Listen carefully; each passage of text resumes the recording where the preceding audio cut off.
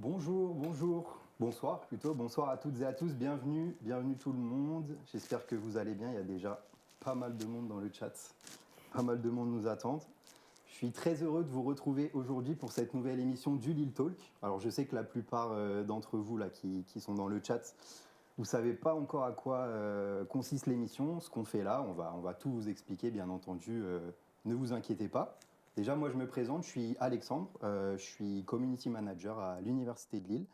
Donc, je travaille à la direction de la communication et c'est moi qui suis derrière les réseaux sociaux de l'université. Et c'est d'ailleurs ma direction qui porte ce projet d'émission Twitch avec plusieurs collègues et notamment mon collègue Simon qui est l'autre Community Manager et qui est présent en régie juste derrière. C'est lui qui a la modération du chat, donc c'est lui. Voilà, il y a une petite caméra retour. Vous verrez plusieurs fois la régie, il va se passer des choses. Donc Simon est là pour vous répondre dans le chat, pour faire la modération. Moi aussi, bien évidemment, je réagirai dans le chat, à vos questions dans le chat si le flux me le permet. Donc en plus de notre direction qui porte ce projet, on est également soutenu par la Direction générale déléguée au numérique et plus particulièrement le service audiovisuel qui réalise entièrement l'émission. Qui nous a aidés également dans la préparation de ce gros projet et qui nous accueille aujourd'hui dans ces locaux, puisqu'on est dans leur studio là. On est dans le studio de l'université, sur le campus Cité Scientifique. Alors un grand merci à eux, ils sont là juste derrière, comme j'ai dit. On les verra à plusieurs reprises au cours de l'émission. Donc, comme vous l'aurez compris, ce projet d'émission Twitch est porté par deux directions. Et donc, c'est un projet de longue date à l'université, puisque ça fait plus d'un an maintenant qu'on discute de ça. Et peu d'universités en France l'ont fait. Et nous, on trouvait que c'était vraiment un projet qui faisait sens, puisque Twitch, c'est en plein essor et c'est vraiment un canal de plus en plus prisé par notre cible, la cible étudiante, enfin qui est déjà bien prisé par notre cible étudiante.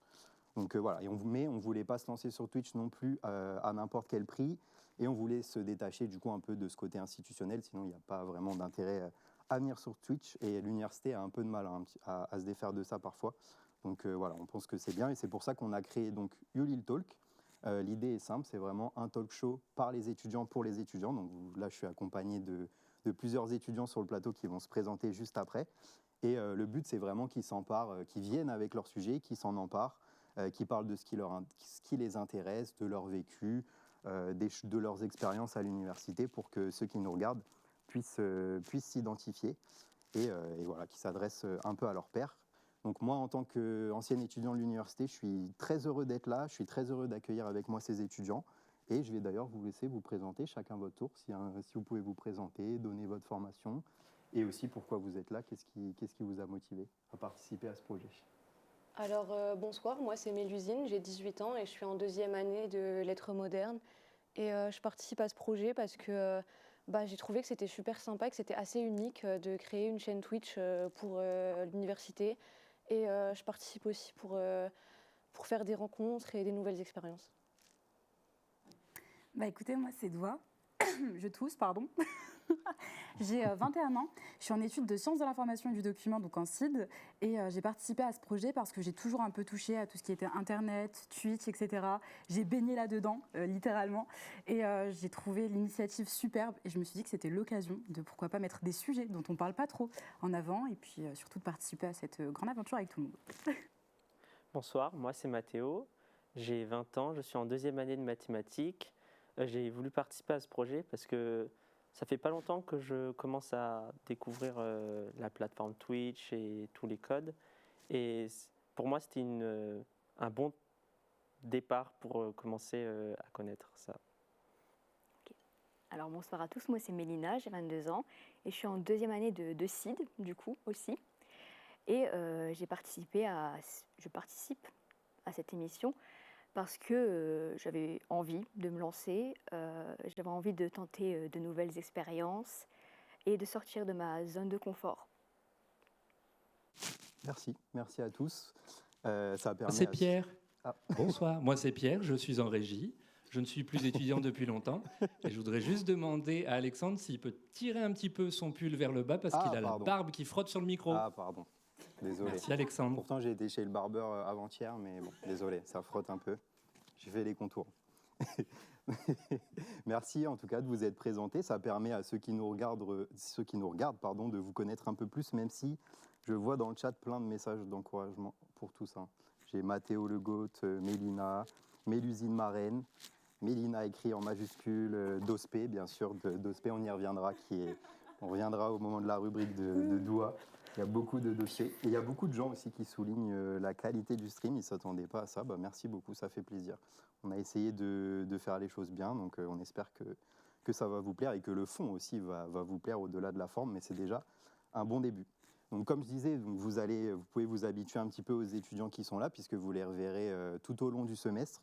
Il y a une autre équipe de chroniqueurs, ça va un petit peu tourner pour pas que ça soit trop chargé non plus pour eux. Du coup, ça va un peu tourner, mais voilà, vous habituez un petit peu à leur tête. Et du coup, les étudiants qui sont ici, ils participent à ce projet, donc bien entendu pour des raisons personnelles, comme ils l'ont évoqué.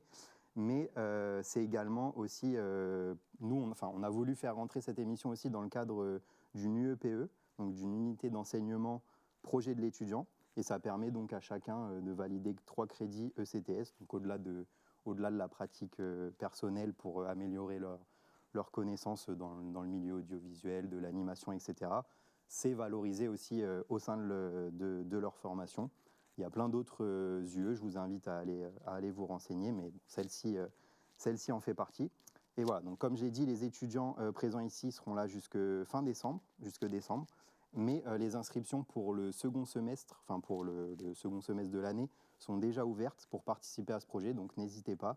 émission-twitch@unif-lille.fr. Simon va essayer de vous mettre, on va essayer de vous mettre l'adresse mail dans le chat, donc n'hésitez pas à postuler, on prend déjà les candidatures pour constituer l'équipe au prochain semestre. Voilà, merci Simon, le lien est épinglé dans le chat.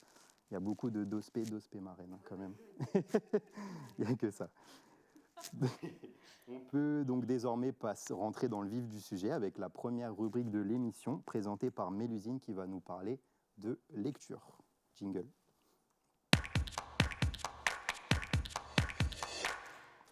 Alors, bonsoir à tous. Donc, moi, c'est Mélusine et comme je l'ai dit précédemment, je suis en 2e année de licence de lettres modernes. Donc, c'est une licence qui implique de lire et évidemment d'aimer lire.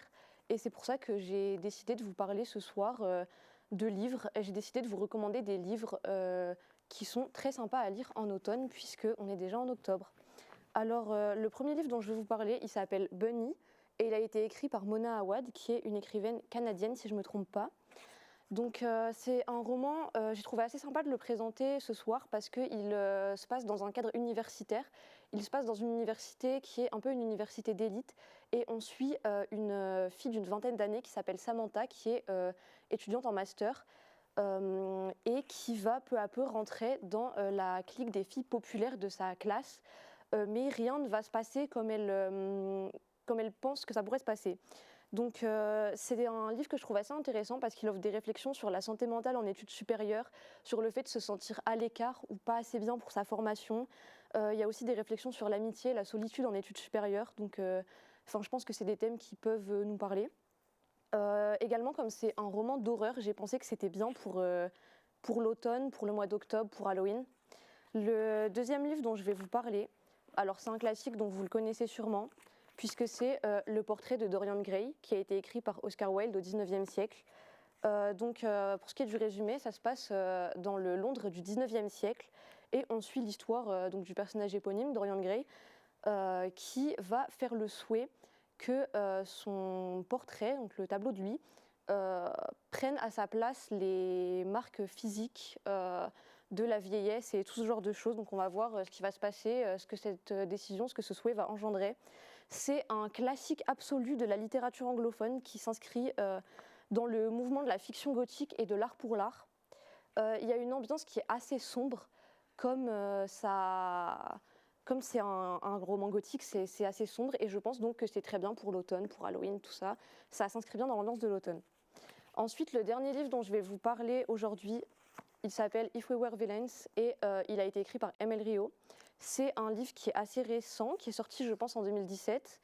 Et ça parle d'un groupe de 7 étudiants en dernière année de théâtre dans une université d'élite aux États-Unis. Tout se passe pour le mieux pour eux, mais un jour, un d'entre eux va mourir, et il ne va pas mourir n'importe comment puisqu'il a été tué.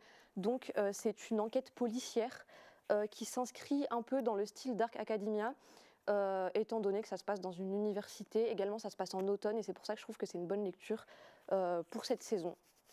J'ai fini de présenter mes livres. Est-ce que vous avez des questions, des choses à dire? En tout cas, dans le chat, ça souligne des livres de qualité. Ça apprécie tes goûts de lecture. Je me sens flattée. Ça donne. Il y a quelqu'un qui dit en vrai, je suis pas trop livre, mais ça me donne un peu envie de lire. Tu suscites de l'intérêt. Ça me rend vraiment heureuse parce que j'aime bien susciter des intérêts pour la lecture. C'est quelque chose que j'aime faire, alors je suis contente quand les gens s'y intéressent. Luna dit bravo Mélusine, t'es trop forte. Ça fait plaisir.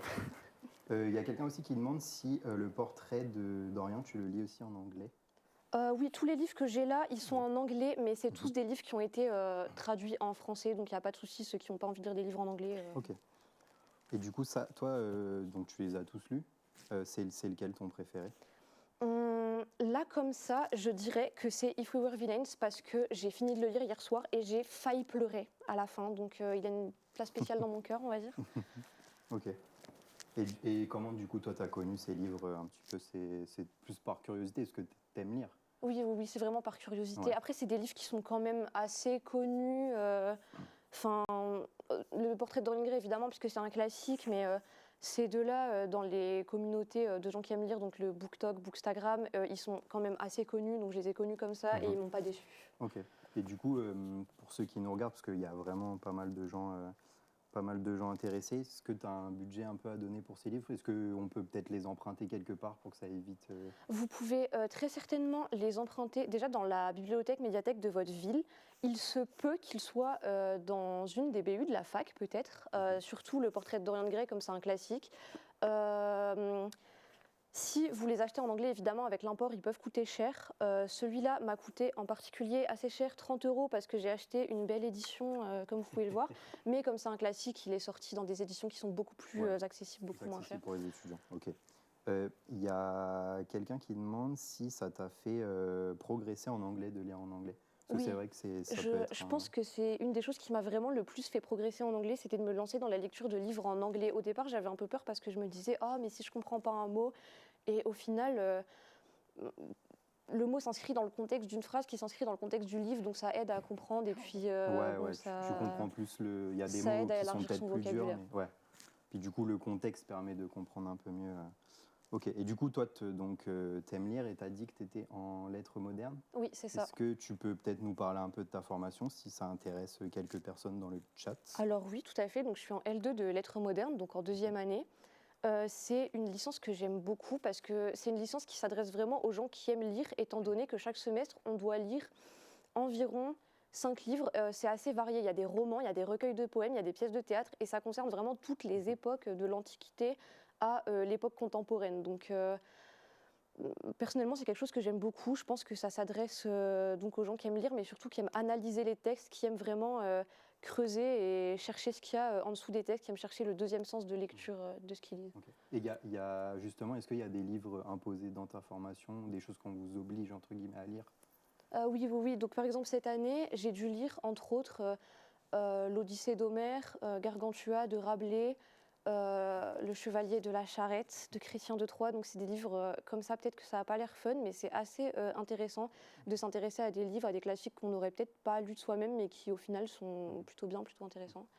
Il y a Simon qui a mis le lien de la plaquette de formation du parcours lettres modernes pour ceux que ça intéresse dans le chat.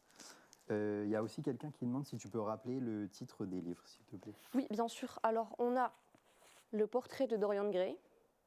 J'ai l'impression de faire du téléachat. C'est une petite présentation, c'est sympa. Bunny. Et le dernier, If We Were Violent. Ok, très bien. Il y a la régie qui s'amuse à nous lancer des petits jingles, ne vous inquiétez pas, c'est pas grave. Ça va la régie, tout va bien? On vous dérange pas trop, on essaye de faire une émission là. On nous a dit qu'on pouvait balancer des objets à l'avant, mais je crois que ça n'a rien. Il faut les balancer. Ils sont pas très sages. Hein. Mettez un peu plus de plans en régie qu'on voit les bêtises qu'ils font. Ah oui, ça s'amuse. Hein. Non, je pense que c'est tout. Je ne sais pas si vous avez des questions pour Mélusine un petit peu, ou si on a déjà répondu à tout. En tout cas... Moi, j'en ai une. Ouais. Alors, pour les gens qui ne sont pas habitués à lire, je sais que souvent, des livres comme ça, en termes d'épaisseur, ça peut faire peur. Moi, les 3, ils m'intéressent beaucoup, mais tu sais, j'ai peur de souvent... je commence un gros livre, et au final, je finis par abandonner parce que, tu sais, j'ai un peu la flemme, quoi. Pardon.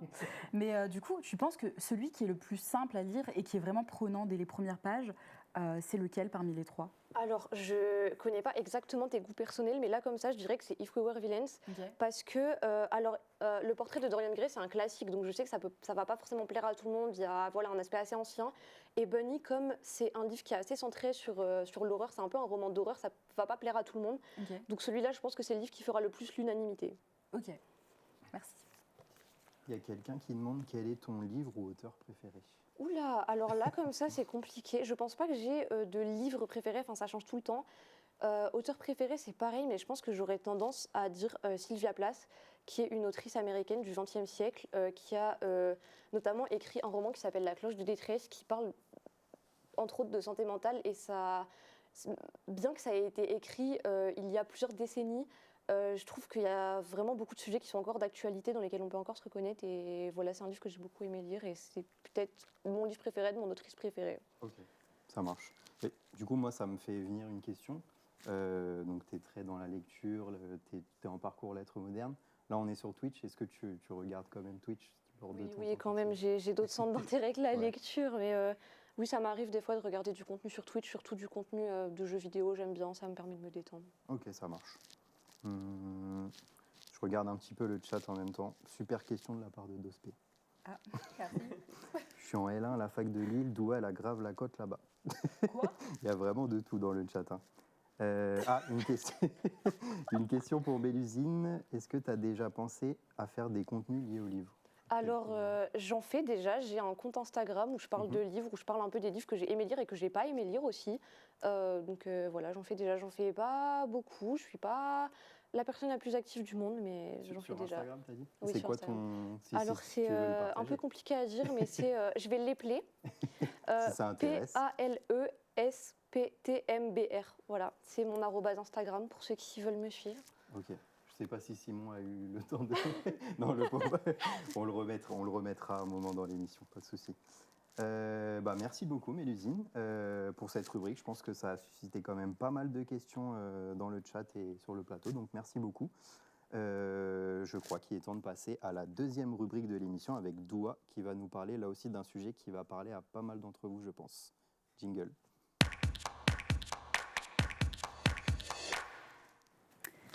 Alors bonjour à tous et à toutes.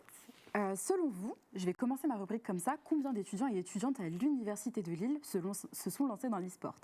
Spoiler alerte, ce nombre ne cesse de grandir et c'est bien plus que ce que l'on pense tout le monde en fait. L'e-sport, autrefois un simple hobby pour les passionnés de jeux vidéo, est en train de devenir un phénomène sur les campus de Lille. En effet, à Lille, on voit de plus en plus d'étudiants et étudiantes qui se retrouvent en dehors des heures de cours pour s'affronter sur des jeux vidéo comme League of Legends, Counter-Strike et toutes les armes, piou-piou. Et puis surtout Rocket League, etc. Donc tout ça, on pourrait croire que c'est juste pour s'affronter dans un cadre amical, etc. Eh bien pas du tout, c'est pas que des games comme ça, donc que des games entre potes. On est en train de remarquer que l'e-sport à Lille, c'est en train de prendre une ampleur beaucoup plus sérieuse. On a notamment la création de clubs, la création d'équipes e-sportives comme Lille e-sport, qui jouent en Division 2 sur le jeu League of Legends, ou encore comme des tournois qui s'organisent. On a notamment le tournoi La Grosse Ligue, auquel vous, étudiants de l'Université de Lille, vous pouvez participer. Le tournoi La Grosse Ligue, c'est une compétition officielle sur League of Legends et plein d'autres jeux qui réunit plus de 4500 étudiants par an. On a près de 800 équipes qui sont créées et plus de 420 écoles qui sont représentées.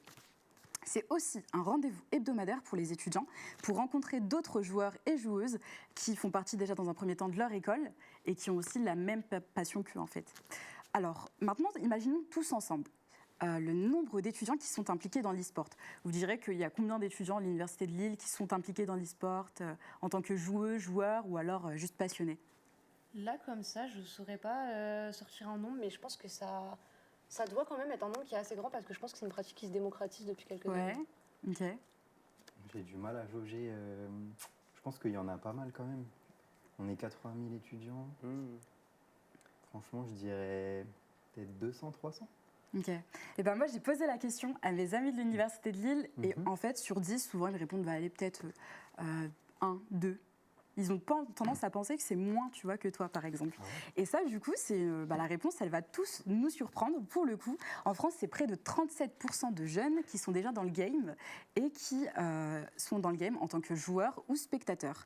À l'échelle de l'Université de Lille, cela pourrait signifier que plusieurs milliers d'entre nous s'adonnent à l'e-sport et que ce soit que pour le fun, pour la compétition ou pour un cadre beaucoup plus professionnel. C'est le cas de Lou Piot, de son vrai nom Lou Angel, qui est une streameuse et joueuse professionnelle lilloise, origine de Lille. En parallèle de ses études à Sciences Po Lille, elle a d'abord commencé en tant que streameuse en 2020 sur Twitch, donc la plateforme sur laquelle on est actuellement. Et aujourd'hui, elle est devenue commentatrice pour des tournois Valorant. Son nom est en train de grossir dans le domaine de l'e-sport. Et aujourd'hui aussi, le plus important, c'est qu'elle a été recrutée en tant que joueuse professionnelle pour la team Zérance. Ce qui fait d'elle une personnalité montante, féminine surtout, c'est ça qu'il faut préciser, parce qu'on a tendance à penser que le domaine de l'e-sport, c'est un domaine qui est très masculin, mais elle, c'est une personnalité montante féminine du domaine de l'e-sport. Alors, ce qui est certain avec le domaine de l'e-sport, c'est que c'est un domaine qui fait que gagner en popularité, comme tu l'as dit tout à l'heure. Et ce qu'on pourrait imaginer à l'avenir avec l'Université de Lille, c'est potentiellement la création de bourses, potentiellement des bourses, des programmes spécifiques pour les gamers et gameuses les plus prometteuses. Et surtout, l'e-sport à Lille, c'est devenu une opportunité académique et professionnelle, comme on l'a vu avec le cas de Lou Piot. En résumé, si vous vous demandez si vous êtes la seule à participer ou le seul à participer dans l'e-sport, sachez que vous n'êtes pas tout seul. Et je suis avec vous et tous ensemble, on est en train de redéfinir ce que c'est et ce que ça signifie d'être un étudiant à l'Université de Lille. La question que je vais poser pour finir ma chronique, c'est est-ce que vous êtes prêts à participer au mouvement ? Merci beaucoup. Merci Doua, merci beaucoup. Tu as vraiment énormément de fans dans le chat. Merci pour ce travail journalistique. Dospé, El Journalisto, une vraie journaliste, quelle éloquence. Il y a quelqu'un qui te dit de parler moins vite quand même. Je suis trop stressée, les gars. C'était déjà très bien. Désolé, je regarde un petit peu en même temps, non, mais merci. Moi, j'avais une petite question, du coup on est obligé d'y revenir, en plus vu le nombre de personnes qui en parlent dans le chat, mais l'e-sport c'est une vraie passion pour toi. Ouais. Toi déjà tu joues à quoi ? Alors moi je joue à beaucoup de jeux vidéo. J'ai déjà baigné dans tout ça, comme pour le monde Internet, du coup.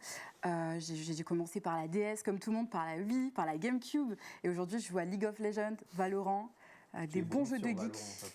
Elle est bronze sur Valorant. Alors, vous êtes des menteurs, déjà pour commencer. Ça fait longtemps que je n'y ai pas joué, mais je ne sais pas. Mais voilà, du coup. Ils disent qu'on t'affiche gratos. Pas du tout. Qu'est-ce que vous racontez ?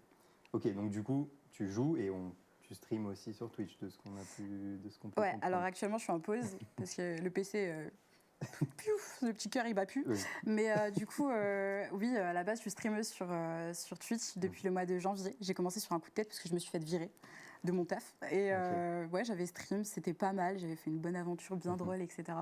Et voilà. Ok. Dospé, du coup, pour ceux qui n'auraient pas encore compris. Dospérité. Pour ceux qui n'auraient pas encore compris. Je vous invite à aller voir son setup aussi, j'en dis pas plus. Oh my god. Non mais ça va, il s'est amélioré un peu. il tend à s'améliorer, ça va. Là en plus tu vas gagner encore plus en popularité, donc après, les subs, tout ça. Vu les jeux auxquels je joue, peut-être je vais finir par casser mon PC un jour ou mon setup en live, on sait pas les gars. On sait pas. Et du coup, donc toi tu es sur Twitch, mais tu regardes aussi Twitch ? Ah oui, beaucoup. Je regarde beaucoup. Tu regardes un petit peu, tu peux nous dire ? Je regarde beaucoup de compétitions. Du coup, moi, je suis une grosse supportrice de la K-Corp, de la Carmine Corp, qui est une équipe française du coup d'e-sport. Que la win. Que la win, exactement. Oh my god, les gars, abonnez-vous. Hein. Vraiment, lâchez vos subs dès que vous pouvez. Hein. Mais aussi, je voulais rebondir sur ça tout à l'heure. C'est que sur Twitch, il n'y a pas que du gaming. Il y a aussi une excellente streameuse qui s'appelle Chiboudou Boudou, qui fait des revues de livres, parfois en live, etc. Et tout. Il y a de l'ASMR. Bon, il y a des lives Batub. Bon, peut-être un jour on en fera ici. Mais pas les filles, pas les garçons. Il y a des lives un peu bizarres quand même. Exactement. Mais il y a plein de lives. Il y a même des documentaires sur des animaux, etc. Ouais. Il y a des émissions du type Popcorn, Zen. Ouais, trop cool. Il y a Samuel Etienne. Il y a Samuel. vraiment, ça T'as peut-être une petite anecdote non, sur Samuel Etienne, du coup, il était très proche d'une amie streameuse à moi qui s'appelle Midori. Et un jour, je me suis fait un petit kiff, j'ai fait un petit stream. J'avais une cape, j'étais déguisée en chevalier, franchement, la honte, les gars. Et du coup, il m'a raid à ce moment-là avec plus de 2000 personnes. J'ai jamais eu aussi honte de ma vie. En plus, tu le vois, c'est genre au moment où il me raid, il fait « Ouais, là, une petite cape rouge, elle est toute mignonne. » Et hop, ça lance un raid avec 2000 personnes. Non mais franchement, la folie, quoi. Il n'y a que ça peut se passer. Enfin, il n'y a que sur cette plateforme que ça peut se passer, ce genre de choses. Ouais. Et moi, je trouve que Twitch, c'est la nouvelle télévision. Moi, j'aime beaucoup Twitch et j'investis beaucoup de ma personne dans cette plateforme. Ça se sent, en tout cas. J'aimerais revenir à une question un petit peu plus sérieuse. Okay. Un moment dans ta rubrique, tu as parlé un petit peu du fait que c'était pas forcément un milieu très féminin, enfin moins féminin l'e-sport. Toi, qu'est-ce que tu en penses dans la place justement de la femme dans l'e-sport et sur Twitch? Ça, c'est quand même de mieux en mieux, mais est-ce que tu peux nous parler un petit peu de ça, qui est un sujet quand même assez important? Alors, l'e-sport féminin, ça a eu un début un peu catastrophique, on va dire ça comme ça. Il y a eu beaucoup de drama. Je sais qu'aujourd'hui, on parle encore du fait qu'il y a souvent des joueurs transgenres qui essayent de rejoindre des teams féminines. Il y a beaucoup de drama autour du sujet. Drama, c'est problème. Mais je pense que c'est un milieu qui tend à s'améliorer beaucoup. Parce qu'on a de plus en plus de personnalités qui sont mises à l'avant, comme Laure Vallée, qui est une journaliste e-sport et qui présente la compétition, les Worlds, par exemple, de League of Legends. Donc, c'est vraiment une grosse compétition. Il y a plus, des fois, il y a plus de 300 000 personnes, même plus. Hein. On a beaucoup de personnalités, même à l'étranger, qui commencent de plus en plus à se faire une place dans le milieu. Mais je pense qu'en France, on est encore un peu en retard sur l'e-sport féminin. Mais avec un peu de bon vouloir, on peut faire beaucoup de choses, je dirais. Et au niveau de Twitch, parce qu'on voit souvent, il y a eu quand même quelques polémiques sur des femmes qui se sont fait un petit peu harceler sur Twitch. Toi, ça t'est jamais arrivé, ce genre de choses? Ou est-ce que tu as déjà été témoin de ce genre de choses? Ça m'est déjà arrivé. Un des premiers streams où j'ai été raid, où j'ai eu beaucoup de personnes sur mon stream, donc j'avais eu 500 même pas. Juste après mon stream, j'ai coupé, on m'a envoyé un message sur mon téléphone en me disant « C'est toi la streameuse ?» Donc on avait déjà leak mon numéro de téléphone, quoi. Mais non, franchement, c'est dur d'être une femme dans le milieu du stream. Mais c'est avec... franchement, c'est comme ça, en fait. Il y aura toujours des choses compliquées dans tout ce qu'on voudra commencer. Donc, c'est tout. Il faut prendre sur soi. Et puis, un jour, peut-être, les grosses têtes de débiles là, qui font des trucs comme ça, elles arrêteront. Et puis, c'est tout. Il ne faut juste pas leur donner d'importance. C'est tout ce que j'ai à dire. Il y a quelqu'un qui demande c'est quoi ton Twitch. Du coup, Simon l'a remis a mis le lien de sa chaîne Twitch dans le live si vous voulez aller la voir. Merci, Simon. Respire d'ospé, ça va aller. Comment vous savez? Ça s'entend? Les filles sont super présentes, mais pas assez mises en avant. Ça rejoint un petit peu ce que tu nous disais. Très belle barbe. Moi, merci. J'avais une question. Merci beaucoup. Oui, dis-nous, Mathéo. J'avais une question. Est-ce que tu penses que l'e-sport, en ce moment, l'e-sport, c'est surtout sur des jeux PC. Est-ce que tu penses que petit à petit, il y aura de plus en plus d'e-sport sur des jeux autres que PC? Je pense que pour moi, la première fois que j'ai entendu parler d'e-sport, c'était pas du tout sur un jeu PC. Et par exemple, mon frère, je sais que c'est la même chose. Fortnite, tout simplement. Fortnite, c'est le jeu qui, pour moi, a fait propulser l'e-sport en avant sur la catégorie des plus jeunes. Et c'est un jeu qui, pourtant, marchait le plus sur tout ce qui était PS4, etc. Et tout. Donc, je pense que, il y a beaucoup d'e-sport sur PC, etc. Et tout, mais il y a aussi beaucoup d'e-sport sur Play, etc. Et tout. On a des joueurs, pas pro qui jouent manette sur Rocket League, mais il y en a quand même qui se débrouillent, quoi, tu vois. Je suis bronze. Après, tu sais qu'il y a une anecdote incroyable, c'est qu'il y a de l'e-sport Clash Royale. Sur votre téléphone, vous pouvez être joueur pro, quoi. Clash of Clans et tout. En plus, il y a des gros tournois avec des gros cachets sur ça. Oui. Tout à fait. On faudrait faire ça ici. Du coup, est-ce que toi, ça ne te tenterait pas, est-ce que ça peut-être t'as tenté, je ne veux pas te mettre dans un bourbier, mais est-ce que tu aimerais qu'il y ait peut-être une structure comme ça à l'Université de Lille? Peut-être que tu sois dans les... moi, je kifferais. La première chose que j'ai fait, c'est chercher à Lille s'il n'y avait pas un club e-sport ou un truc comme ça et tout. Et je crois que j'en ai pas trouvé... en fait, Lille, contrairement à Paris, on est très en retard sur l'e-sport. Avant, il y avait beaucoup de bars à jeux vidéo, e-sport et tout à Lille, mais ils ont tous fermé. Et même à l'Université de Lille, c'est un peu... Il n'y a pas beaucoup de gens, quoi. Une association, je ne sais pas, quelque chose qui pourrait propulser, permettre d'avoir une structure encadrée, ce serait peut-être pas mal à réfléchir. Si vous n'avez pas d'autres questions, on peut clôturer cette rubrique. Tout est bon pour vous. Merci beaucoup, en tout cas. Très intéressant. C'était très intéressant. Je vous en prie, merci à vous. Intéressé vraiment pas mal de gens dans le chat. On va marquer une courte pause dans l'émission, environ 3-4 minutes, vous inquiétez pas, vous pouvez rester sur le stream si vous voulez. On va vous laisser avec une vidéo d'Eve Verzora. Du coup, Eve, c'est une étudiante à l'Université de Lille, plus particulièrement à Polytech, qui a participé au JO Paris 2024 avec l'équipe de France féminine de hockey sur gazon. Du coup, avec Simon, on a été la voir juste un peu avant les JO, donc la vidéo est un peu datée, les JO sont passés depuis. Mais dedans, elle nous parle un petit peu de comment allier sport de haut niveau et études. Et on aimerait d'ailleurs bien l'accueillir sur le plateau dans une prochaine émission, donc on va essayer de faire ça. En attendant, on vous laisse avec cette petite vidéo. À tout de suite.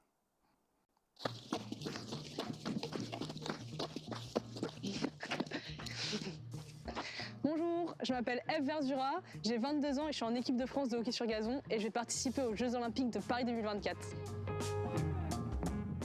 Du coup, je suis étudiante à l'Université de Lille. J'ai fait 3 ans de prépa à Polytech Lille avec l'Université de Lille. Et cette année, je suis en césure. L'année prochaine, normalement, je reprends en génie civil à Polytech Lille. C'est un sport vraiment pas très connu en France et pourtant très connu dans le reste du monde. C'est un sport olympique depuis, je crois, 1908. Là, on a eu la sélection aujourd'hui, lundi 8 juillet. Je suis dans les 16 sélectionnés. Du coup, on est 16 plus 2 réservistes. Du coup, j'ai pleuré. Ils ont annoncé la sélection et j'ai pleuré. Et puis on est plein à avoir pleuré à cette prise dans les bras en mode c'est bon, on l'a fait. Mais c'était difficile aussi parce qu'en même temps, on a pris du coup les non sélectionnés, celles qui étaient réservistes, remplaçantes. Et c'était difficile parce qu'on était déçus aussi pour elles. De l'organisation, c'est ça le plus difficile parce qu'entre les entraînements, les révisions, il faut être très très organisé et il faut communiquer aussi avec les professeurs, avec les camarades. C'est ça qui permet, je trouve, de mieux s'organiser. Donc le dispositif PEPS, c'est le pôle d'excellence des pratiques sportives mis en place par l'Université de Lille pour aider les sportifs de haut niveau dans la démarche de la scolarité et du sport de haut niveau. Donc je suis sur les listes ministérielles de sportifs de haut niveau et je fais une demande. On a tout un dossier à remplir pour demander des aménagements ou non. Il y a plein de choses qui sont possibles à faire et selon notre niveau et selon les études qu'ils ont fait, ils acceptent ou pas nos aménagements. C'est sûr que ça va pas être facile. Je m'étais dit en septembre que je travaillerais quand même pendant l'année. J'ai pas beaucoup travaillé. Là, j'essaye de travailler et de me remettre à jour sur mes cours de l'année dernière. Mais c'est sûr que la rentrée en septembre, il va falloir que je bosse beaucoup pour pouvoir rattraper parce que j'ai rien fait pendant un an, pendant mon année de césure. Mais je pense que ça va le faire et avec l'aide de l'université et de Polytech Lille, je vais réussir à me remettre à niveau facilement. En vrai, mon diplôme, je vais pas l'avoir tout de suite, donc j'ai du mal à me projeter parce qu'il me reste encore 3 ans d'études que je pense peut-être étaler en 4. Moi, mon petit bonus, ce serait avoir un employeur qui soit dog friendly pour pouvoir amener mon chien, à mon travail. Je trouve que l'Iliade, c'est vraiment bien. C'est récent et c'est un vrai endroit où je trouve c'est cool de venir travailler, ça donne envie de travailler. J'aime vraiment aller travailler là-bas. Même je préfère travailler là-bas que chez moi parce que chez moi, j'ai plus tendance à aller sur le téléphone. Là, c'est un bon endroit et même tout est mis en place pour qu'on puisse travailler en groupe et tout. J'aime vraiment bien cet endroit-là. Moi, j'allais tout le temps au Sully. J'allais tout le temps au Silence rue du plateau, Sully. on reprend dans 30 secondes. Je ne prends rien à la machine à café. J'ai ma grande gourde d'eau et je bois que ça toute la journée. Mon frère aussi à l'Université de Lille et pendant nos pauses du midi, des fois on mangeait ensemble et on allait à la maison des étudiants où il y a un baby-foot et on faisait du baby-foot à 2 et quand on était jeunes on avait un baby-foot donc c'était vraiment cool de jouer à 2 au baby-foot, ça m'a quelque chose qui me plaît beaucoup.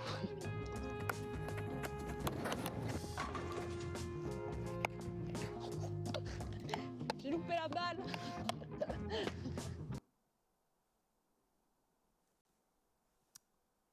On est de retour pour la deuxième partie de cette première émission du Lille Talk. Bienvenue encore à ceux qui nous rejoignent sur le chat et sur le live.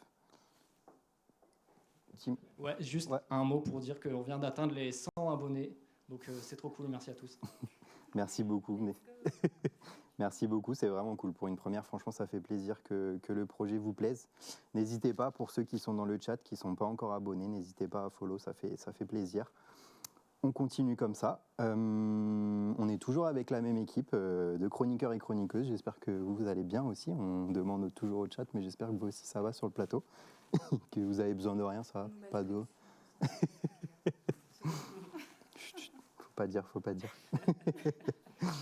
Je crois qu'on peut passer à la première rubrique de cette seconde partie d'émission avec Mathéo, qui va nous parler d'un sujet important à l'université, mais pas connu de tous. Jingle.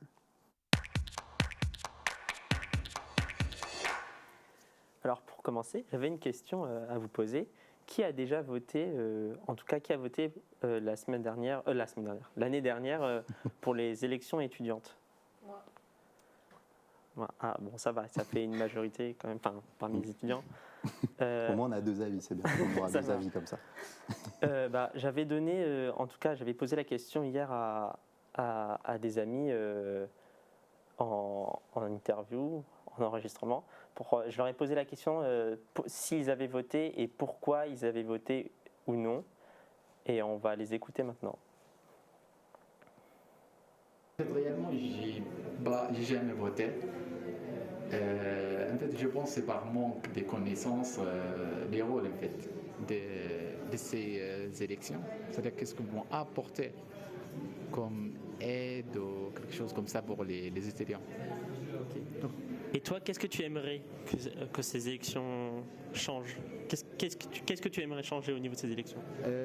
Moi, je pense que c'est une question de présence, par exemple des associations, des trucs comme ça, qui on voit en fait les résultats ne sont pas cachés. Comme ça, tout le monde sera au courant en fait qu'il y a des associations, il y a des élections, il y a par exemple une assemblée de conseils par exemple pour les étudiants, des trucs comme ça. C'est pas juste une élection et après on voit rien. On remercie cette personne, c'est un ami. Merci à lui. Du coup, est-ce que vous savez à peu près, en tout cas l'année dernière, quel était le taux de participation aux dernières élections Crous? À peu près. Je pense qu'il est assez faible. Enfin, je pense qu'il y a beaucoup d'étudiants qui ne savent même pas qu'il y a des élections. Je dirais Une dizaine à 5 points près. 10%. 10%. Vingtaine si on est optimiste. Moi, j'aurais dit une vingtaine parce que je suis optimiste. Peut-être un peu trop. Et toi? On va voir. Moi, je dirais, je vais être encore plus optimiste, 30. Wow, Ah ouais. c'est très optimiste parce que il y a eu une participation l'année dernière de 8,77% selon les chiffres du Crous. Mais c'est un taux qui est en hausse en tout cas depuis ces 20 dernières années. À votre avis, pourquoi les étudiants rejettent ces élections qui sont réservées à eux? Je pense que c'est parce que, même quand on sait qu'il y a des élections, on ne sait pas trop à quoi elles vont mener et ça va être quoi concrètement les conséquences. Donc, Je pense qu'il y a un manque d'information en fait au niveau de ces élections. C'est surtout aussi que, moi je sais pas si je suis la seule, mais on se fait spam quoi, par mail et tout. Allez voter, allez voter, allez voter. Mais oui, mais pourquoi? Oui, C'est cool de nous envoyer plein de mails, mais pourquoi? Ouais, c'est vrai qu'au niveau de mon expérience personnelle, en tout cas l'année dernière, je venais de rentrer à l'université de Lille en L1 et dès la première année, dès les premiers mois, on me demandait d'aller voter, en tout cas par mail et tout, et je ne comprenais pas. Et heureusement qu'il y avait des amis, des associations qui m'ont aiguillé sur à quoi ça servait plus concrètement d'aller voter pour ces élections. Est-ce que vous savez à quoi ça sert ou pas? Et même moi aujourd'hui, je sais pas. Oh mon Dieu. C'est censé nous représenter dans les différents conseils en tout cas, mais c'est un peu flou. Je sais que c'est très flou pour beaucoup de monde. Moi, j'aimerais beaucoup en tout cas que ces élections soient plus ouvertes, qu'il y ait plus de transparence vis-à-vis de ça, et que on sache qui exactement sont ces étudiants qui sont élus, et pour qu'on puisse leur parler. Venir vers eux en tout cas. Doua a parlé du fait qu'on était martelé d'informations. Ouais. Est-ce que tu penses qu'il y a d'autres choses qui repoussent les étudiants à aller voter? Qui repoussent Moi, je ne sais pas. En vrai, ce qui a failli me faire repousser, c'était justement ces spams par mail. Après, peut-être que je ne sais pas en fait. Je ne sais pas. Dans le chat, il y a quelqu'un qui parle de peut-être lancer une newsletter assez simple, pas trop chargée avec les infos de base. Oui. Après, c'est vrai que sur le NT étudiant, il y a une rubrique où il y a toujours tous les débriefs des élections. Mais c'est vrai que les documents sont parfois un peu lourds. Un peu lourd à décrypter. Et ouais, ce serait peut-être bien, je sais pas, un document un peu plus simple. Je sais pas trop ce qui pourrait être mis en place Plus, ouais, newsletter. Pareil, il faudrait un truc très vulgarisé, quoi. Mais toi, du coup, tu as l'air quand même assez renseigné sur le sujet.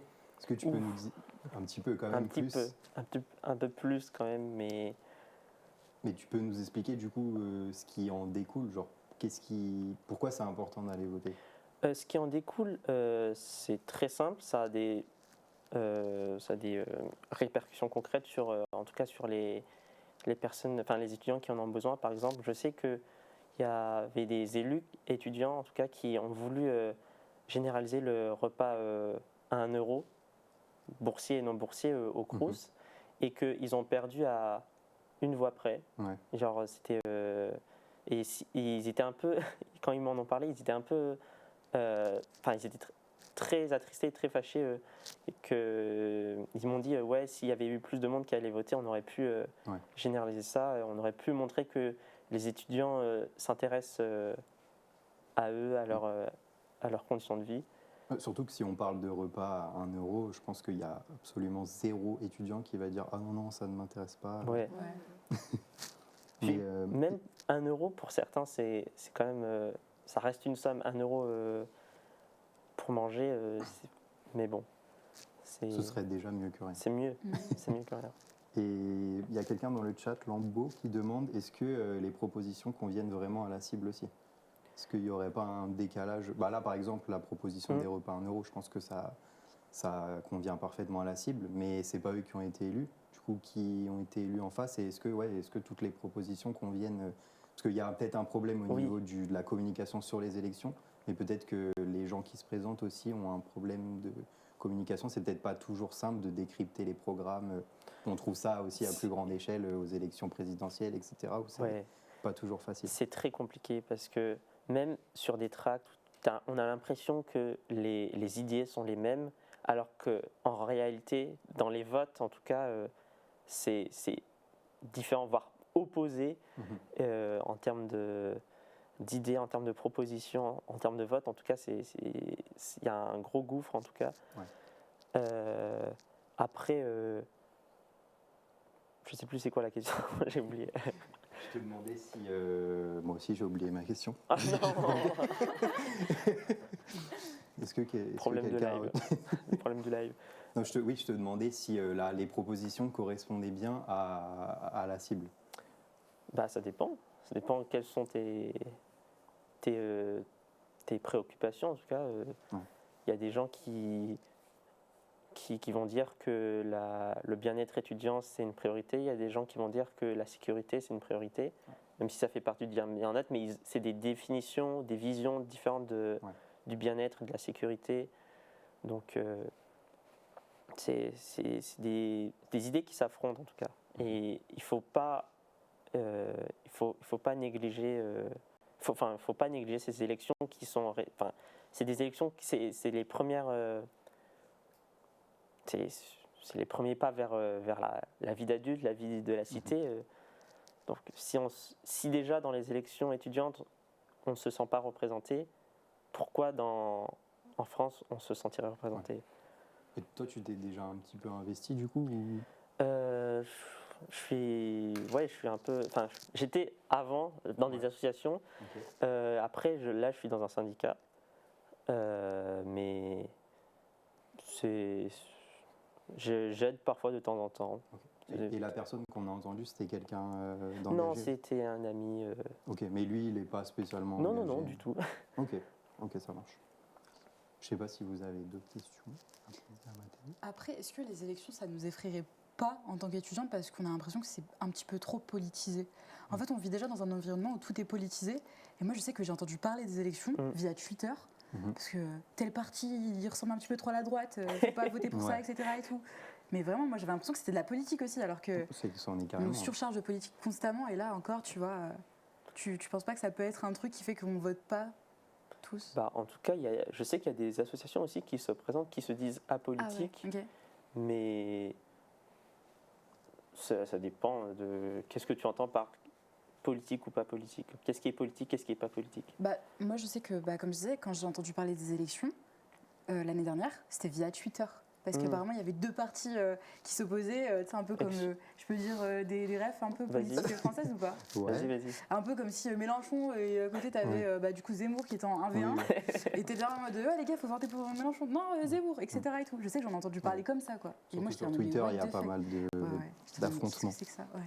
Après c'est Twitter, mais mais je sais qu'il y a vraiment des associations qui se présentent, qui se disent apolitiques, donc on peut aussi, on peut aussi en parler à eux, mais il ne faut pas rejeter par défaut les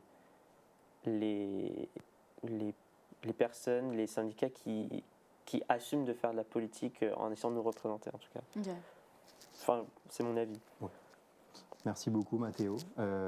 Sujet très intéressant qui gagne à être plus mis en avant, car les élections peuvent vraiment changer la donne sur certaines choses. Donc n'hésitez pas sur les campus à vous rapprocher des différentes associations, à essayer de vous intéresser un petit peu à ce qu'elles peuvent mettre en place. Peut-être que ça peut vous intéresser. Il y a bien sûr la rubrique aussi sur l'ENT, je le rappelle, qui n'est pas forcément facile à décrypter, je vous l'accorde, mais ça peut être déjà peut-être un premier pas vers cette démarche d'aller voter, etc. Je crois qu'on peut passer déjà à l'avant-dernière rubrique de cette émission, malheureusement. L'émission touche bientôt à sa fin, mais pas tout à fait. On va partir tout de suite avec Mélina qui va nous parler d'un sujet là aussi qui, je pense, va intéresser bon nombre d'entre vous. Jingle.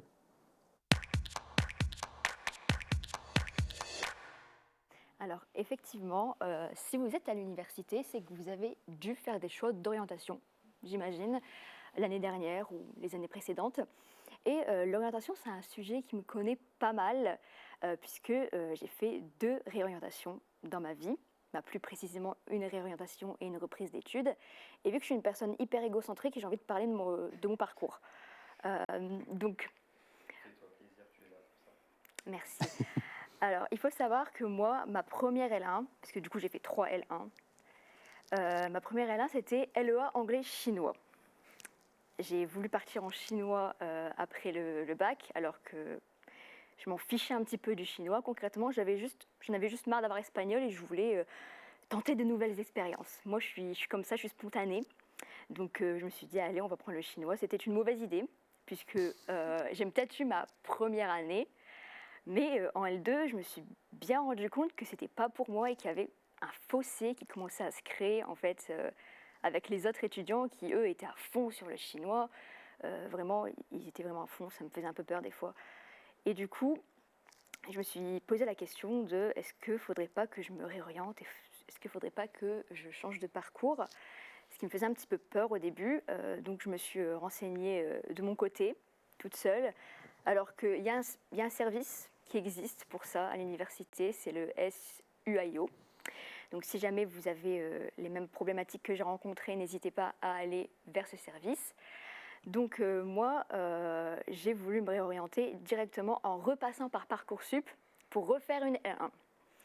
Alors que c'est possible de passer directement en 2e année via e-candidat, mais ça ne m'intéressait pas parce que j'aime les nouvelles expériences. Et du coup, j'ai décidé d'aller en psycho cette fois-ci, puisque la LEA anglais-chinois, ça m'avait vraiment un petit peu atteint psychologiquement. Je me suis dit, c'est une jolie transition. Donc vraiment, la psycho, je vais un peu survoler tout simplement parce que j'ai fait un semestre et je me suis barrée.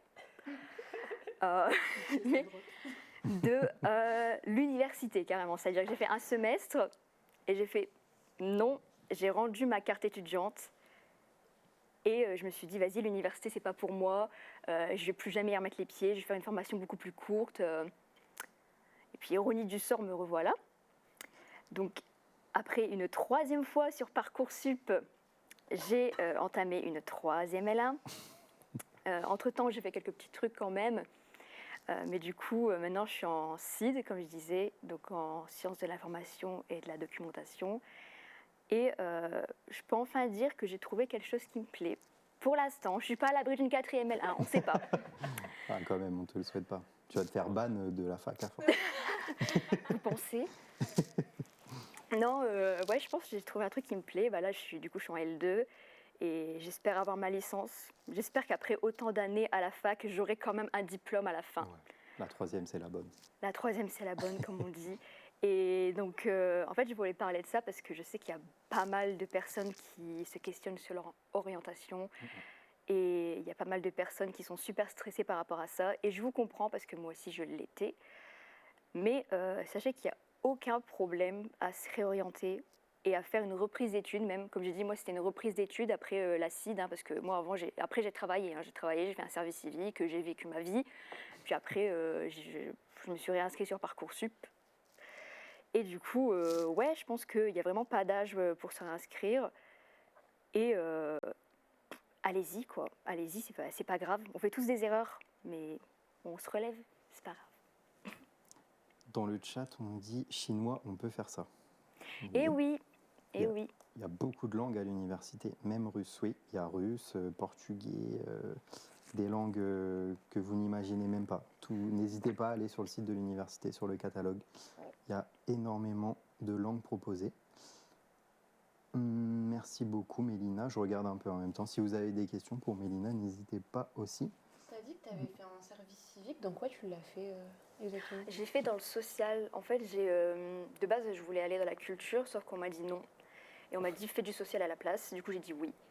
Et ensuite, on m'a dirigée vers en fait c'est une association qui s'occupe des personnes en situation de handicap. Donc il y a un accueil de jour, il y a un foyer. Et moi, j'étais dans l'accueil de jour et le foyer en fait, et je faisais des animations adaptées du coup pour ce public-là. Et franchement, c'était vachement cool. J'ai vraiment apprécié cette expérience. Je conseille. Ouais, c'est cool le service civique. Ça permet d'évoluer dans des domaines auxquels on ne pourrait pas forcément accéder à travers un job. D'ailleurs, Simon va vous mettre dans le chat un lien pour ceux qui seraient peut-être intéressés à faire un service civique. C'est rémunéré, hein, bien sûr, pour ceux qui... Pas beaucoup, mais c'est rémunéré. Voilà, mais ça permet quand même de gagner un petit peu d'argent. Il faut avoir entre 18 et 25 ans, donc n'hésitez pas pour ceux qui seraient intéressés. Il y a Caro qui dit on est payé pendant le service civique, donc oui, un peu plus de 570 €, c'est ça, non? Je pense que ça dépend. 600 €. 600. Un peu plus de 600 €. Après, tu as peut-être un petit peu d'autres avantages. Alors, je sais pas, des tickets restaurants.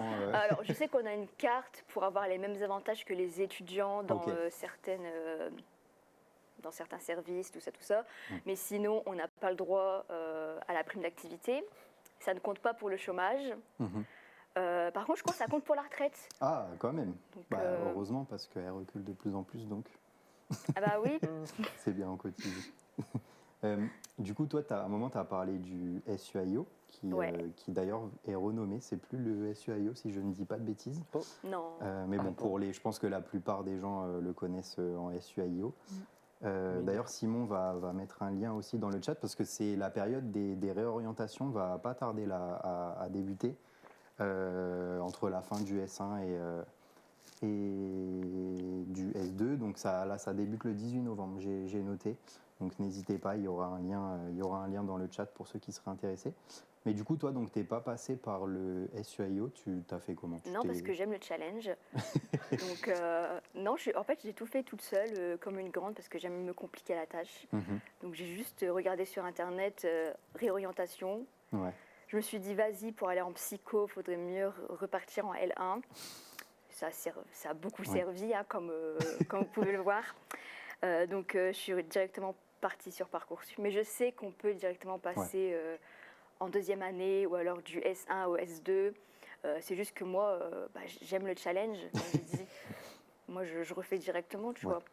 Bon, si vous aimez le challenge comme Mélina, voilà. Mais sinon, il y a aussi, n'hésitez pas à vous présenter auprès de ce service. Il y a une antenne sur chaque campus, donc vous pouvez aller les voir. Il y a des passerelles à faire entre les filières pour éviter de perdre du temps si certains ne veulent pas faire de service civique ou pas travailler et être tout de suite réorientés.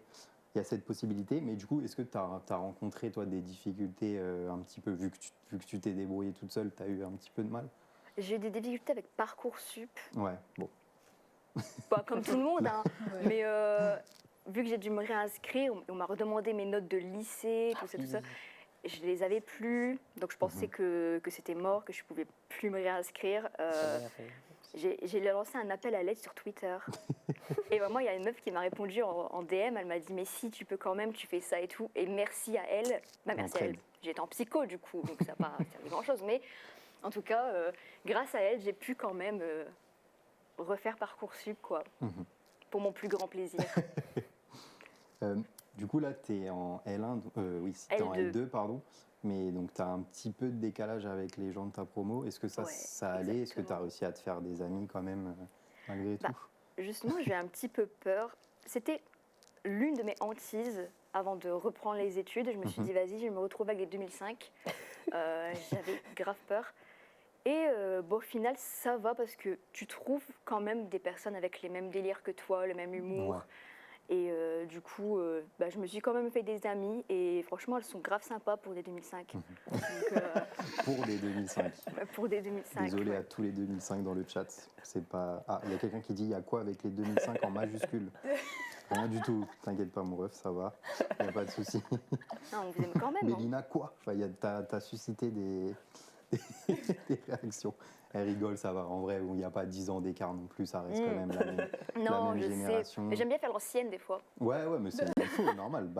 On doit dire que tu as de l'expérience, tu peux un petit peu porter ton vécu comme ça, tu as raison. Force à vous les 2005, on n'est pas ensemble. Ah, ok. On n'est vraiment pas ensemble. Du coup, malgré toutes ces réorientations, est-ce que maintenant tu sais ce que tu veux faire plus tard? Est-ce que tu as une idée un petit peu du métier? Alors moi de base, j'ai fait ça parce que je voulais devenir bibliothécaire et en fait plus j'avance dans les études et plus je me dis ouais peut-être faire autre chose. Mais pas en mode autre chose, refaire une réorientation, non, faire autre chose dans le même domaine. Donc mon projet de base, ça reste quand même aller dans tout ce qui est bibliothèque, tout ça. Mais après, je verrai bien, quoi. Là, je suis en train de me demander si je ne ferais pas un master, parce que de base, je vais l'arrêter après les licences. Ok. Et j'hésite à continuer après. Pourquoi tu voudrais arrêter après la licence? C'est le temps parce qu'en soi, pour être bibliothécaire, tu n'as pas besoin de faire un master. Tu as juste besoin d'une licence, c'est un concours de la fonction publique. Ok. Donc, je me suis dit, au moins, en 3 ans, c'est plié. Sauf que j'aime le challenge, comme j'ai dit. Oui, c'est vrai. Donc, le master... Pourquoi pas? Oui. J'aime l'idée. Puis si tu veux pas être bibliothécaire toute ta vie, au moins tu as un diplôme qui te permet peut-être après d'évoluer aussi, un petit peu. Bon, on verra bien. D'ailleurs, c'est quoi un peu les débouchés de ta licence, hormis bibliothécaire? En vrai, il y a plein de choses. Moi, je me suis pas trop renseignée parce que je m'en fous en fait, puisque je veux devenir bibliothécaire. Oui. Mais il y a plein d'autres choses dans le milieu de la com, de la documentation. Mais en fait, c'est plus bibliothécaire, archiviste. Il y a aussi des trucs comme community manager, web designer. Webmaster? Webmaster, peut-être, je sais pas. Ouais. Mais comme j'ai dit, je me suis pas trop renseignée parce que moi, je m'en fous, quoi. C'est pas mon but. C'est pas mon but, mais il y a plein de débouchés. Je vous invite à aller sur l'Université de Lille, sur le site sur de l'Université de Lille, qui est très bien fait. Doua, toi aussi, tu es en site du coup. Ouais. Et toi, tu veux faire, peut-être que tu as une envie de métier différente, ça peut peut-être donner un peu de... Ça change tous les 4 matins. Je suis un peu Martin matin. Ce matin, j'avais des journalistes, etc. Et tout. Non, en vrai, dans un monde parfait, j'aimerais bien être journaliste e-sport. Ouais. Parce que c'est un truc qui me passionne, du coup j'ai vraiment envie de faire quelque chose qui me passionne. Mais c'est ce qui est incroyable avec la licence sciences de l'information du document, c'est que tu peux tout faire. Tu peux être architecte web si tu fais le bon master, tu peux te lancer dans des études de code après, si tu veux faire des masters, bon, va falloir charbonner mon gars.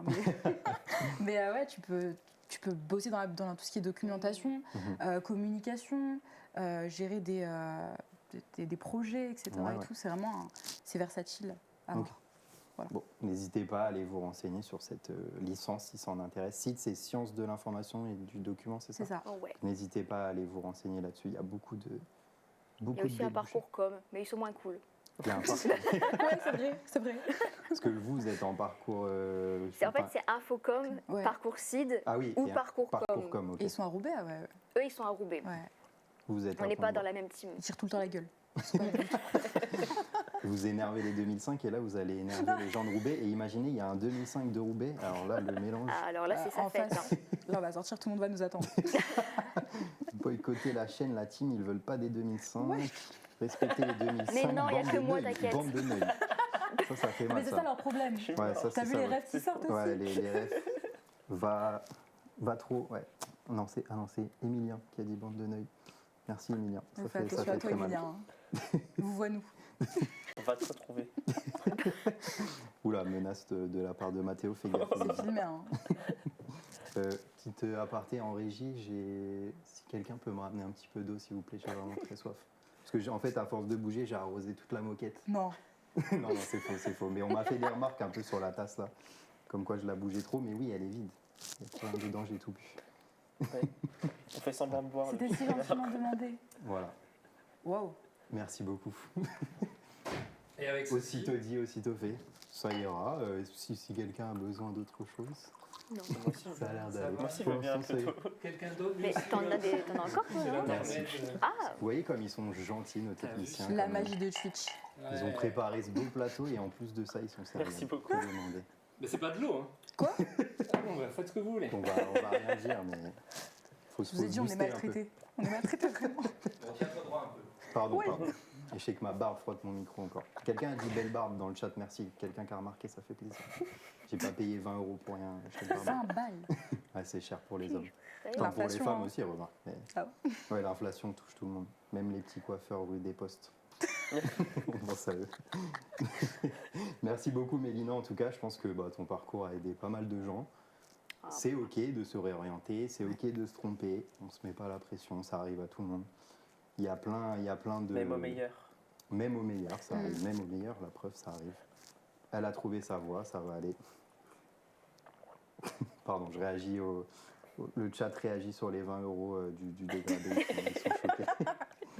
Il a les 20 € à travers de la gorge. Un petit peu, ouais. Un petit peu. Depuis tout à l'heure, il parle de sa barbe. Il veut, hein. Ouais, il faut que je rentre un petit Faut peu. rentabiliser à mort. Je suis le petit coiffeur rue des Postes. Ah, je sais pas si c'est vrai, mais force à toi, tu m'as tué. Je rigole.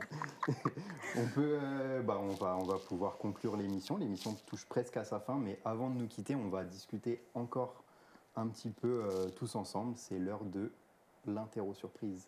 Oh, Là. surprise. Normalement. Ah bah, on n'a pas de. Bah, en fait, il n'y a pas de jingle. Ouais. On n'avait pas prévu. Ah ok, mince, pardon. Bah non, mais préviens quand même. Bah ouais, bon. Je peux en faire un comme ça, hein, mais. Oui, je comptais sur l'impro de la régie en fait un peu. C'est l'interro surprise. Excellent. Faut la garder, c'est faut la garder, elle est parfait, parfaite. On va, Vraiment. on va la remettre aux prochaines émissions. C'est excellent. Merci Pierre. Du coup, pour l'interro surprise, donc c'est un panel, hein, ça consiste en un panel. Depuis quelques semaines, on essaye un petit peu de sonder les étudiants sur le compte Insta de l'université. N'hésitez pas d'ailleurs à aller follow le compte Insta, on est bientôt 30 000 abonnés. Donc c'est Unif-Lille, n'hésitez pas, avec Simon, on se donne à fond. Hein. On essaye de vous proposer plein de contenus, des dernières actualités, des festivités. Il y a du contenu un peu plus léger comme on est sur Insta, donc n'hésitez pas. Et du coup, donc, on a voulu cette fois se renseigner un peu sur les habitudes des étudiants. Et donc on vous a demandé par quels moyens vous vous rendiez sur les campus. Donc avant de vous donner les réponses, donc il y avait 4 propositions. La marche, le vélo, le métro et la voiture. Donc, s'il y en a qui sont en trottinette ou autre... Miskin. Comment ça, miskin? J'ai une trottinette, je le prends personnellement là. ça peut arriver, donc voilà. Donc ça rentre dans le vélo. Avant de regarder les résultats, je voulais faire un petit tour de table avec vous. Est-ce que vous pouvez me dire par quels moyens vous vous rendez sur les campus? Et m'expliquer pourquoi. Est-ce que c'est plutôt un choix personnel ou un choix financier? Un petit peu votre avis sur ça. Alors, moi personnellement, je viens sur mon campus donc Pont-de-Bois en transport en commun. En je métro, le fais du parce coup. que, ouais, métro et bus. Ok. Je le fais parce que j'ai pas le permis, mais je pense qu'en fait, même si j'avais le permis, je viendrais en transport en commun, puisque mon essence, c'est pas gratuit, quoi. Mais... Oui. C'est donc choix financier aussi un petit peu, si tu avais le permis. Ok. Moi, pour le moment, je viens à pied. Parce que j'habite pas trop loin, ou alors en métro Ok. des fois. Mais j'ai pour projet d'attendre que mon père me gonfle mon pneu de vélo pour venir en vélo. Et pareil, j'ai 45 piges, toujours pas le permis, représente. Mais bon, je pense que je viendrai en voiture, moi, par contre, si j'avais le permis. Parce Ok. que le métro, c'est une galère. L'hiver, surtout. Moi, je vais en métro. Je pense qu'il y a beaucoup... mais en heure de pointe, il y a beaucoup de gens en métro. Je comprends les gens qui veulent pas venir en métro. Mais moi, j'ai pas le choix. Ok. Sinon, je me fais du 1 heure à pied, je pense. Ouais. Donc c'est un petit peu plus Et simple quand même. je veux dire, Vaut je mieux peux- se taper un peu de monde dans les transports. Ouais. Au lieu de me réveiller à 6 heures, je dois me réveiller à 5 heures si je fais ça. Wow. Non, mais... Ouais. Alors que je peux me réveiller... Et toi, Mélina? Moi, je viens en voiture. Ok, il y a un peu de tout, c'est bien. Ouais, parce que en fait, moi, je viens du Douaisis. Et donc, j'ai grave la flemme de Il faudrait prendre... que tu fasses TER. Ouais, bus, TER, non, bus, train, peut-être TER, peut-être t'as raison. Ouais, les trains régionaux, quoi. Et métro ensuite pour venir sur Pont-de-Voix. Donc, moi, j'ai la flemme, je préfère me taper les bouchons. Ok. Donc, Ouais, non, mais. Bah, de toute façon, après, là, t'as quand même pas trop le choix. Enfin, ça serait quand même bien contraignant. Hein. ouais, Tout ça roule cumulé, quand tu même. mettrais plus de temps que même avec des bouchons, Ouais, en fait. même avec des bouchons, en fait, c'est plus rapide. Mhm. Je regarde le chat en même temps. Moi, je viens en jet privé perso, mais c'est pas une compétition. C'est une star, Emilien, c'est une star. Moi, perso, je viens à cheval. Ouais. Ça doit être quelqu'un de comme moi, je pense. C'est certain, ça. Je pense que Il vient en c'est char. Les 2005, on a le permis au moins. Alors là, là, ça fait très mal. Je vais quitter le plateau. Là, ça fait J'ai très mal, mal. là. Ah, je suis mort. Elle challenge même les transports. Perso, je viens pas. Ah, bon bah. Ah, pas mal. Perso, je viens en tuk-tuk. Ah, on a vraiment de. On est très De tout, hein. Il y a des gens qui viennent en dromadaire. Ah bah justement, alors qu'ACS, on a des poneys, ça peut être cool pour entrer. Les pauvres poneys quand même, on va peut-être éviter. Mais du coup, vous, pour ceux qui viennent en transport, vous trouvez que c'est bien desservi, ça va? Parce qu'il y a quand même des arrêts globalement sur tous les campus. Enfin, il y a des arrêts sur chaque campus. Ouais. C'est Oui. peut-être le problème de monde qui est plus... Ouais. Les heures de pointe, c'est un enfer. Ouais. Après, je pense que le pire, ça doit être les élèves en droit et tout. Parce que moi, j'ai fait une année en droit. Ouais, Oh, le métro pour aller à l'université de droit de Lille. Oh là là là là. à Port de Douai. T'aimes le challenge? Vas-y. Perso, je viens à l'aide de mes connaissances. Je viens à Dodane, c'est excellent. Et toi, Mélina, du coup, tu viens en voiture Ouais. à Pont-de-Bois. Le parking, ça va? Parce que c'est quand même très... le parking a l'air très chargé quand même. Ouais. En fait, j'étais assez surprise parce que l'année dernière, j'ai pas eu de problème du tout. Ouais. Et cette année, c'est un enfer. C'est les 2005 qui ont le C'est permis. 2005. Non, mais c'est pas les 2000. Non, là, prennent maintenant c'est les toutes les places. 2006 là, c'est les 2006 en L1.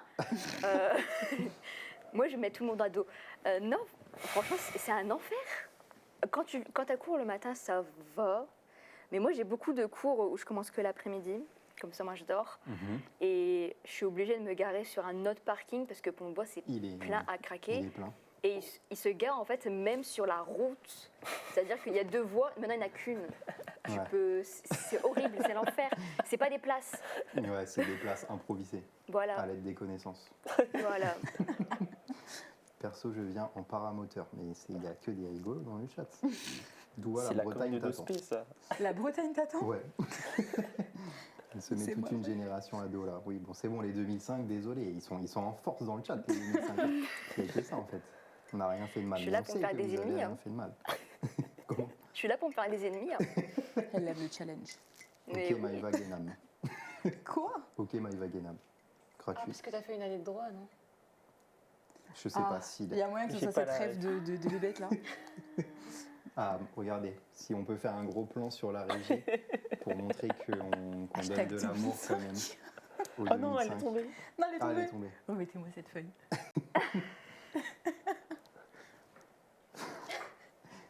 Oula, Non, plus à gauche, plus à gauche. faites un plan au moins quand même, qu'on profite de. Donnez-la à moi Oh là là, il directement. casse tout en régie. C'est bon, donnez-la à moi. 2005. Puis ils sont en train de tout casser. Merci la prod, on est ensemble. Voilà. Free 2005. Quand les 2010 sont à l'Univ, Mélina sera en L1. Bah attends, mais Ah, les c'est termes. envoyé. Les termes. Chariot. Ça, c'est Dieu. fallait pas parler de ça, je crois. Non, mais on rigolait, c'est bon, stop les deux. Ils sont forts, tire à forts balles, aujourd'hui. hein. Non, mais Je c'est te ça que j'aime bien jure. chez les 2005, c'est qu'ils ont de l'humour, Ah, au ils sont moins. trop forts. En vrai, faut avouer qu'ils sont forts quand même, les 2005. pour ça. Mais ils se la tuent à du skibidi toilet. Ils sont... Ouais, Qu'est-ce qu'ils sont drôles? Non, je suis pas d'accord. moi. ah, ils ont plus de rêve, je viens de me mettre de l'eau partout. Ça arrive. C'est parce qu'elle aime le challenge, il n'y a que la régie qui nous soutient. Maintenant, on vous défend depuis tout à l'heure, ça va, on vous a Ouais. vanné, désolé. On vous défend. Dospé, tire pas sur tes plus grands soutiens STP. Ah merde. Mais j'avoue. Ah bon. Donc, du coup, au niveau des, j'ai pas parlé de ça, mais au niveau des résultats sur Insta, donc c'est les transports en commun qui sont arrivés largement en tête. Il y a eu 70% des réponses sur 3000 votants. C'est vrai que les campus, quand même, ils sont bien desservis en termes de métro et de bus. Il y a des arrêts de métro global, enfin dans chaque campus. ACS, il y en a même 2 sur le campus, donc c'est assez bien desservi malgré que c'est assez bondé. En deuxième position, du coup, avec 12%, c'était à pied, donc ceux qui viennent à pied. C'est quand même beaucoup, je pensais que ce serait moins, parce que à part ceux qui habitent sur les campus ou à côté, c'est quand même compliqué de venir à pied. Mais bon, voilà, la voiture en troisième, seulement 9%. Je m'attendais à plus quand même, vu que les parkings sont quand même blindés. Il y a quand même que... Il faut avoir le permis. C'est ça, mais bon, d'où viennent tous ces gens garés alors sur le parking? Peut-être que des gens exploitent le parking. Je pense qu'il y a beaucoup d'enseignants qui doivent se garer, qui doivent prendre les places. Et le vélo arrive en dernier, seulement 2%. Il y a 46 personnes qui ont voté pour le vélo, sur 3000. On est ensemble, force à ceux qui viennent en vélo. Je pense que ça doit être moins pratique en termes de temps. Enfin, même ici, il pleut souvent, on va pas se mentir. Donc être en vélo... Quand il faut changer de campus. En plus, ouais, donc ça doit pas être simple. Mais bon, il y a des garages et des parkings à vélo sur les campus pour ceux... c'est bien ça. Pour ceux... Moi, je viens à 5 voitures, peut-être que ça aide pas. Il y a vraiment des maxeurs dans le chat quand même. Est-ce que Mathéo peut faire une dédicace à Abdou? Oh, mais non, il est là. Dédicace à Abdou, hein, j'espère que tu vas voir le live. Voilà, Abdou, du coup, il a pour vu. toi. Non, je pense pas que ce soit lui. Venez en Bretagne. Merci. Non, ça va, on est bien ici. On est bien. Mais non. Du coup, pour rester un petit peu dans le thème du déplacement, de la mobilité, cette fois, on a demandé toujours sur Insta, @unif-lille, on le rappelle, bientôt les 30K, si vous vous rendiez sur d'autres campus que celui que vous étudiez. Donc, avant de passer aux réponses, vous, est-ce que c'est le cas? Est-ce que vous allez sur d'autres campus pour faire je ne sais quoi? À vous de me dire. Alors, moi, personnellement, oui. Ça m'arrive d'aller au campus de Roubaix, dans la BU, pour réviser, parce que c'est plus proche de chez moi que le campus où j'étudie. Donc, ouais, ok. En plus, la BU est super là-bas. Le bâtiment est beau, le campus de Roubaix. C'est tout neuf, c'est sympa. Moi, très honnêtement, non, pas du tout. Tu restes sur Pont-de-Bois? Je reste vraiment sur Pont-de-Bois. Fidèle à Pont-de-Bois? Ouais, fidèle à Pont-de-Bois. Hashtag Pont-de-Bois forever, vraiment. Des petites images des campus qui défilent. Ce magnifique campus, regardez ça. My love. Ah ouais. Ce bâtiment si compliqué, ce bâtiment. La bibliothèque toujours en construction. Libérez-la, s'il vous plaît. 2026, ça arrive, 2026. La BU.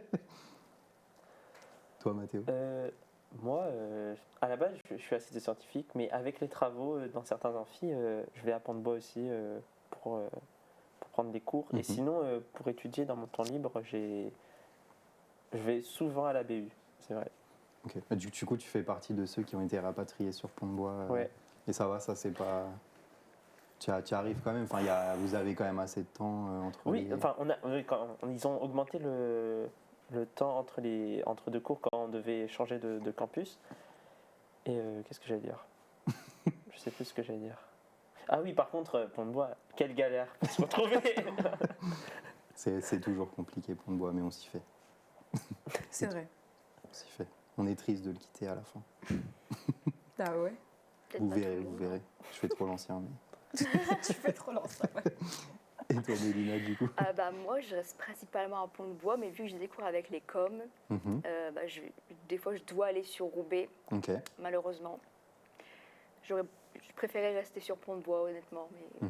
J'aime bien la manière dont tu as dit avec les coms, on voit que tu les adores. Et en vrai, en plus, j'ai même pas tant... Comme j'avais même pas capté que c'était pour parler des du parcours. coms, c'est juste... Je trouve ça marrant de tacler tout le monde.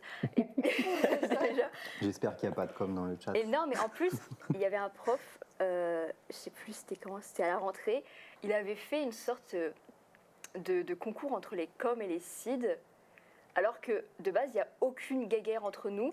Et il s'est inventé une guéguerre lui-même en disant oui, on se demande souvent c'est quel est meilleur, les CID, les coms et tout. Forcément, c'est un prof de com, du coup, il a dit les coms. En disant ouais, les CID, ils sont un peu prétentieux, nanana. Il y a des clashs inter-CID. Mais personne ne lui a demandé. Mais il n'y a aucun clash entre les coms et les CID. Et pourtant, le prof l'a créé. Et du coup, depuis... Ça met des tensions dans la villa pour rien. Bah ouais, il y a peu de tensions dans la villa, quoi. Mais ouais, non, j'ai remarqué que parfois les profs, au sein des formations, des licences où il y a des groupes, ils aiment bien créer des hiérarchies ou des Mais tensions oui. entre les groupes qu'il n'y a pas à la base. Mais nous, on s'en fout. Hein. Bon.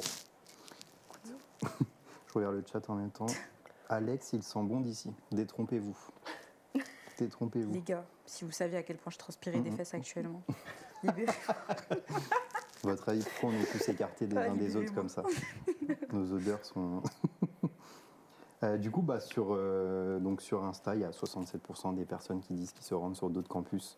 Un petit peu pour tout, mais c'est surtout pour la BU. Ouais. Beaucoup de gens disent que c'est pour aller étudier dans d'autres BU. Je pense L'Iliade. notamment à l'Iliade, ouais, il y a l'Iliade, c'est pas mal revenu. Puis je pense qu'il y a beaucoup de gens qui sont impactés du coup par la fermeture de celle de Pont-de-Bois, même si bon, il y a une BU provisoire pour le moment, mais ça reste quand même moins agréable qu'une vraie BU, mais ce sera bientôt le cas. Il y a quand même 12% qui disent n'y voir aucun intérêt. Bon, ça peut arriver. Je pense qu'il y a quand même un intérêt pour certaines choses, mais je comprends aussi que c'est pas toujours facile de se déplacer entre les campus. Dernière petite question avant de se quitter, un petit peu plus libre. Du coup, là, le mois de rentrée s'est terminé. Donc, les JV, les journées d'immersion vie étudiante, ça s'est terminé il y a peu. Et on a demandé un petit peu une anecdote sur la rentrée sur Instagram. On a reçu plein de réponses un petit peu farfelues. Est-ce que vous avez une anecdote, pas forcément sur la rentrée, mais ou alors ainsi, peut-être quelque chose qui vous a marqué lors d'une rentrée, si vous êtes, je sais pas, tapé un peu la honte, quelque chose de drôle. Là, récemment? Ou non, même si c'était il y a des années, ou même quelque chose qui vous est arrivé à l'université plus globalement, dans vos débuts. Je sais pas si vous est arrivé des trucs un petit peu gênants. Bah, moi, la dernière, avant, je venais d'une petite ville et tout, bien paumé en Picardie. Mais, et je venais d'arriver à Lille, et quand j'ai vu les JV, genre, je me suis dit, mais ouais, il y a trop de monde, il y a plein d'étudiants et tout, ils ont l'air trop sympas. Et j'étais à la fois émerveillé et perdu facilement, mais j'étais trop content. Bon, ça va, c'est une anecdote pas trop gênante. Ouais. On a eu un peu de tout, hein. On a eu des... je suis arrivé 1 heure en avance. Donc. Surtout manger les insectes du BDE de bio. Miam. Quoi? Bah, ils sont des insectes. Ah oui, ils les font déguster. Oui. Bah oui, c'était la merde, c'était trop... Pendant Campus en fait, c'est ça? Oui. Okay. Voilà, vous savez ce que vous faites l'année prochaine à Campus en fait? Déguster des... Non.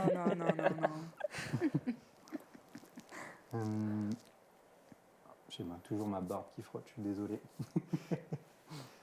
On me dit je me suis trompé de bâtiment, la prof de chimie s'est étouffée et est partie en courant. D'accord, très bien. Je suis accro aux cookies du Crous. Oh, moi aussi. Oh my god. On va créer un club pour les accros aux cookies du Crous. Mais c'est le prix, cookies de Crous. Les cookies du Crous. Non. Ils sont C'est un peu la incroyables. même hype que pour les cookies de Subway, genre. Les cookies C'est encore mieux. C'est encore mieux. Il y a eu le truc cet été aussi autour des muffins au chocolat du Crous. Du avec les Crous. nageurs des Jeux Oh my Olympiques. god. Ouais. Pendant les JO, ça a fait un tabac et aux États-Unis, ils ont exporté ça. Ah, le Crous est connu à l'international. Il y avait des queues dans New York comme ça pour les cookies du Crous, enfin les muffins du c'est Crous, ouf. non mais n'importe quoi. On me dit j'ai mis 30 minutes à trouver la sortie à Pont-de-Bois. Oh, le tacle. Pont-de-Bois, je pense que ça suffit, non? J'ai renversé ma gourde d'eau sur moi en plein milieu de l'amphi. J'ai applaudi dans un amphi vidéo après le discours d'introduction. Il y en a qui ont fait des trucs bien gênants quand même. Voir les étudiants courir à l'ouverture pour être les premiers dans l'amphi. C'est un petit peu triste quand même. Mathéo, le farfadet malicieux originel, on dit dans le chat. C'est une anecdote de farfadet malicieux. Je connais les personnes. Que des... Big up à vous. Ouais, on a des petits rigolos dans le chat. Merci pour vos réponses. L'émission touche à sa fin déjà. Avant de nous quitter, je voulais juste faire un petit clin d'œil au projet Libellule, puisque l'UEPE là, qu'on est en train de faire de l'émission Twitch rentre dans ce projet. Ça expérimente le service Learning, qui est un concept d'enseignement qui combine l'apprentissage académique, l'expérience pratique et le service rendu à la communauté universitaire. Donc ça permet aux étudiants d'acquérir des compétences et tout en développant un peu la vie du campus et l'amélioration des conditions de vie et d'études. Et du coup, donc le service learning est lancé dans le cadre du projet Libellule et l'émission Twitch rentre dans ce projet-là. Petit rappel également avant de nous quitter que les candidatures pour participer à l'émission Twitch au prochain semestre et devenir chroniqueur sont déjà ouvertes. Pour ceux qui sont intéressés, il suffit de vous rendre sur l'ENT dans la rubrique scolarité sous rubrique UEPE ou bien tout simplement d'envoyer un mail à émission-twitch@unif-lille.fr. Simon va remettre l'adresse dans le chat, on l'a mis déjà à plusieurs reprises, on le rappellera à chaque fin d'émission. Voilà, c'est tout ce que j'avais à dire. Merci à tous ceux qui ont participé dans le chat, merci à vous aussi d'être intervenus, c'était très intéressant. Et on se dit dans 2 semaines pour une nouvelle émission. Maman, je t'aime. Papa aussi. À bientôt. Petite dédicace. Allez, à bientôt, bonne soirée. À bientôt. À bientôt. Marche. Marche.